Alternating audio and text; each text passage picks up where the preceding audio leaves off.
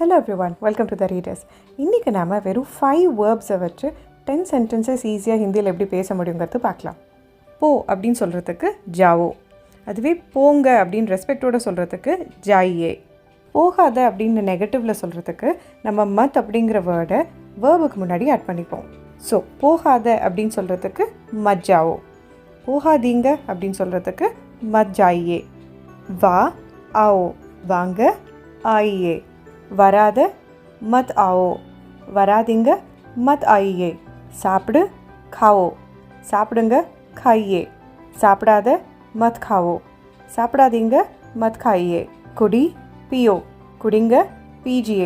குடிக்காத மத் पियो, குடிக்காதீங்க மத் पीजिए. படி पढ़ो, படிங்க पढ़िए. படிக்காத மத் पढ़ो, படிக்காதீங்க மத் पढ़िए. Thanks a lot for watching.